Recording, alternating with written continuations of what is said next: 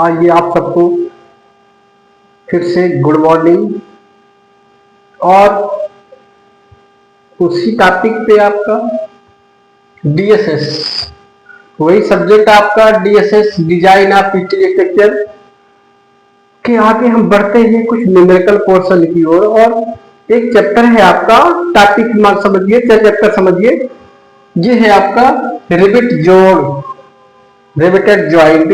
तो उससे रिलेटेड सारे के सारे फार्मूले और कॉन्सेप्ट यहाँ पे दिए जा रहे हैं। इससे बाहर कोई भी फार्मूला आपका यूज नहीं होगा और ना तो इससे बाहर कोई न्यूमेरिकल बनेगा। ठीक है, जो थ्योरी भी बनेगी यहीं से बन जाती है।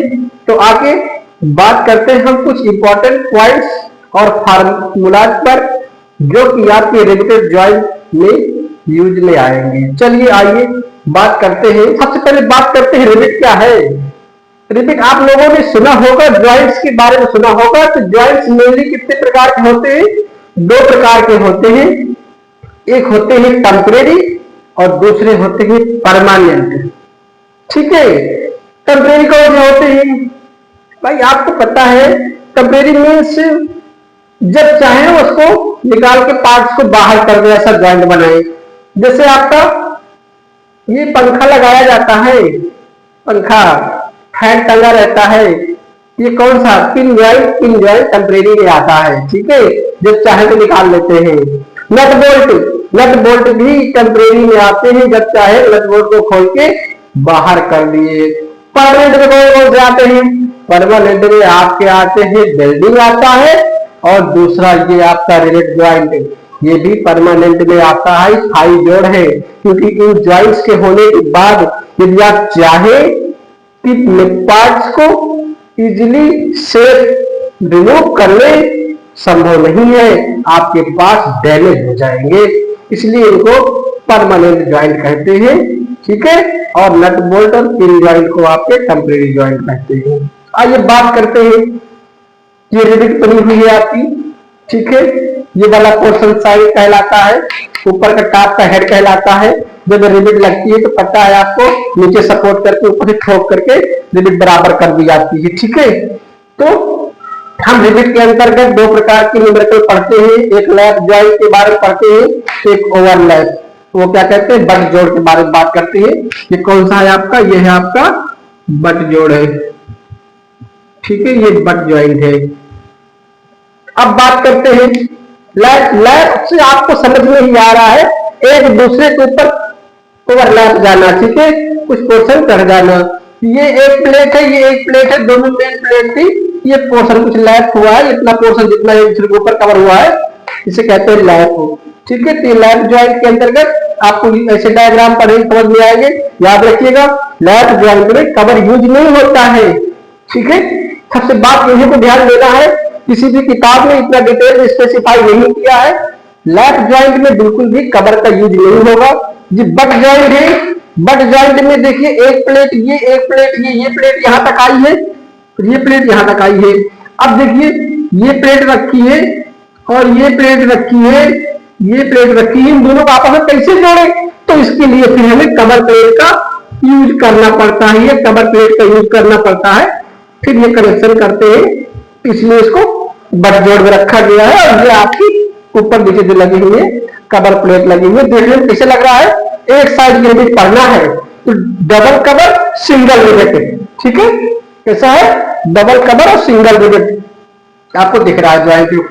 आइए आगे फार्मूले में बात करते हैं, इसका आपको विशेष तौर पर ध्यान देना है। पहला फार्मूला है आपका, ये पहला फार्मूला क्या लिखा हुआ है? रिवेट का व्यास, डाया ऑफ रिवेट। जब आपको रिवेट का व्यास पता नहीं होगा तो आप कैसे निकालेंगे? ये फार्मूला अप्लाई करेंगे, 5 = 6.05 अंडर रूट टी। टी क्या है? Thickness of plate. याद रखिएगा, इस सूत्र को अनविन का सूत्र भी कहते हैं और किताबों में लिखा हुआ है अनविन फार्मूला। ये किस काम में आता है? ये जब आपको रिवेट का डाया पता नहीं है तो रिवेट का डाया निकालने के काम में आता है। चलिए आगे बात करते हैं। रिबिट का सकल व्यास, ग्राफ डाया रिबिट। अब ये सकल व्यास क्या है?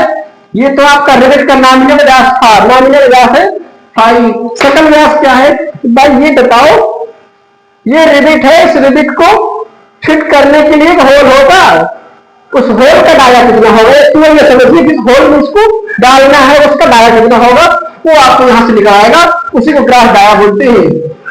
ग्राफ डाया क्या है? जो करते हैं डी से, याद रखिएगा जितने भी न्यूमेरिकल लगेंगे हर जगह ग्राफ डाया ही हो जाएगा।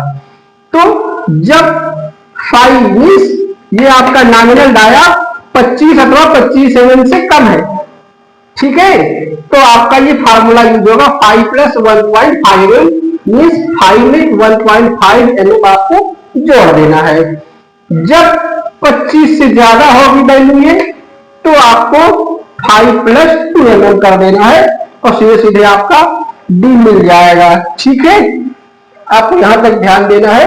एक बात जरूर आप नोट कर लीजिएगा, जो ये फार्मूले हैं ग्राफ डाया के, पूरे डिजाइन पोर्शन में, पूरे न्यूमेरिकल में हर जगह यही यूज होगा, ये मिस्टेक ना कीजिएगा। ठीक है, फिर उसके बाद से अगर आपने रिबिट पिच के बारे में सुना हो, चलिए आप डिटेल में बताएंगे। अभी पिच होती है एक रिबिट से दूसरे रिबिट के बीच की ये जो डिस्टेंस है ना, ये जो डिस्टेंस है इसी को पिच बोलते हैं, पिच। ठीक है, डिनोट करते हैं पी से। तो 2.5 × 5 होती है 5 नॉमिनल डाया।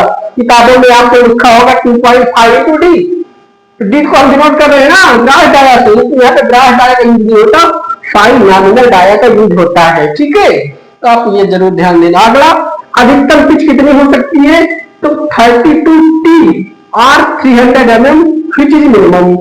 32T और 300 mm में जो कम होगा वही अधिकतम पिच हो सकती है। ठीक है, क्या टी क्या है? Thickness of thin plate. मान लीजिए 2 प्लेटें जुड़ी है, एक 10 की है एक 8 की है, तो जो 8 थिकनेस है उसको यहाँ पे लिया जाएगा। आगे बात करते हैं कवर प्लेट की मोटाई। जब आपको ये जो कवर लगे हुए हैं इनकी मोटाई नहीं दी गई होगी, तो फॉर सिंगल कवर प्लेट के लिए 1.25 × T यूज करोगे। फॉर डबल कवर प्लेट के लिए जो कि ज्यादातर यूज होना है 5/8 × T यूज करोगे आप। T थिकनेस ऑफ वही मेन प्लेट है। ठीक है, आगे बात कर लेते हैं जोड़ की सामर्थ्य। जोड़ की सामर्थ्य यहां से निकल आएगा, ये सब इसी के लिए पढ़ रहे थे, सामर्थ्य निकालने के लिए। ठीक है, आपसे बोल देता है फेलियर इन ज्वाइंट, यही तीनों फेलियर भी है। ठीक है, और इसी वजह से आपकी सामर्थ्य निकल के आएगी। पहले आपकी सामर्थ्य कौन सी है? तनन सामर्थ्य, tensile strength PT = P - D × T × Ft।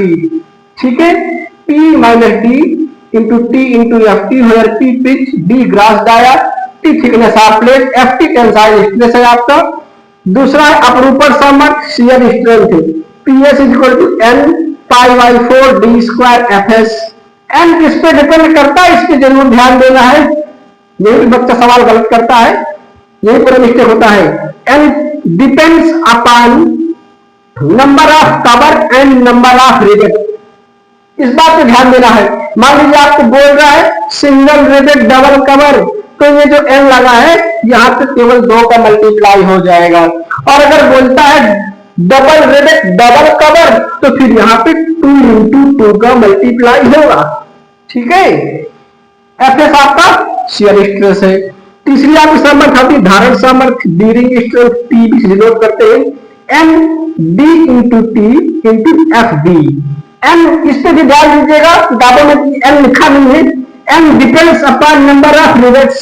अगर डबल रिबिट बोला है तो यहाँ पे N का मान 2 रखा जाएगा, यहाँ पे 2 रखा जाएगा। सिंगल रिबिट है तो 1 ही रखा जाएगा, उसे कोई दिक्कत नहीं है। Fd = बीयरिंग स्ट्रेस है। आगे बात करते हैं नोट पे ध्यान दीजिए। PT, PS तथा PD में से जो भी कम होगा वही जोड़ की सामर्थ्य होगी। ठीक है, ये आपको समझ में आना चाहिए। आगे बात करते हैं, ये आपका है रिबिट वैल्यू, रिबिट मान जिसे कहते हैं। तो रिबिट मान निकालने के लिए पूछा जाता है, तो पीएस तथा पीबी में जो भी कम होगा नोन एज रिबिट वैल्यू। याद रखिए, कंपटीशन में, किसी भी कंपटीशन में आप बैठिएगा, इस पोर्शन से एक क्वेश्चन जरूर रखा होगा, ठीक है। इसलिए इसको आपको बहुत बारीकी से पढ़ना है, जहां पे समझ में ना आए, ठीक है, आप कमेंट बॉक्स में डालिएगा, समय मिलते ही उसका आपको आंसर दिया जाएगा। फिर या तो number of rivet, number of rivet निकालना है, एफ अपान आर, एफ क्या है, जोड़ पर आने वाला भार, आर रिबिट सामर्थ्य है, ठीक है। आगे बात करते हैं आप जोड़ दस्ता, इफिशियंसी ऑफ ज्वाइंट, ठीक है। इफिशियंसी ऑफ ज्वाइंट ईटा से जोड़ करते हैं, ईटा से जोड़ की वास्तविक सामर्थ्य अपान ठोस प्लेट की सामर्थ्य, एक्चुअल स्ट्रेंथ आपकी, रियल स्ट्रेंथ कहिए, अब ठोस प्लेट की सामर्थ्य इनटू 100। याद रखिए, इफिशियंसी हमेशा परसेंटेज में आती है, इसकी इफिशियंसी कितनी होगी, तो आपका जो आपकी वास्तविक सामर्थ्य है उसमें ठोस प्लेट की सामर्थ्य का भाग दे देना है, मल्टीप्लाई करना है 100 से, तो ये परसेंटेज में आती है। यही लिखा है पीटी, पी का पीटी में जो न्यूनतम होगी upon P T into F T. याद रखिए ये क्या है, ये ठोस प्लेट की सामर्थ्य का फार्मूला है, P into T into F T. P क्या है पीछे, एफ टी आपका तरल स्ट्रेस है, ठीक है, और 100 गुणा कर देना है, ठीक है। एक दो बार इसको देखिएगा, क्योंकि जितना भी न्यूमेरिकल लगेगा रिबिट जॉइंट से, इसके बाहर कोई भी फार्मूला यूज नहीं आने वाला है, और ऐसा कोई कंपटीशन नहीं है जहां पर यहां से क्वेश्चन ना बनते हो। इसलिए आपको इस वीडियो को 1 से 2 बार देखना है और प्रॉपर नोट्स बनाते चलना है, क्योंकि हम पूरा स्टील मान के चलिए 10, 15, 20, बहुत ज्यादा 20 से 22 पेज में आपका पूरा स्टील फिनिश हो जाएगा। तो आप रेगुलर वीडियो देखते रहिए। यदि आपको समझ में आ रहा हो, लग रहा हो कि हाँ इसके पीछे मेहनत की जा रही है, तो आप वीडियो को लाइक कीजिए, सब्सक्राइब कीजिए और अपने दोस्तों के पास ज्यादा से ज्यादा शेयर कीजिए, जिससे कि हमें भी ये समझ में आए कि हाँ इसके पीछे अभी और कितनी मेहनत करने की जरूरत है, इसका आप लोगों की साइड से कितना रिस्पांस मिल रहा है। चलिए आज के लिए इतना पर्याप्त है, धन्यवाद।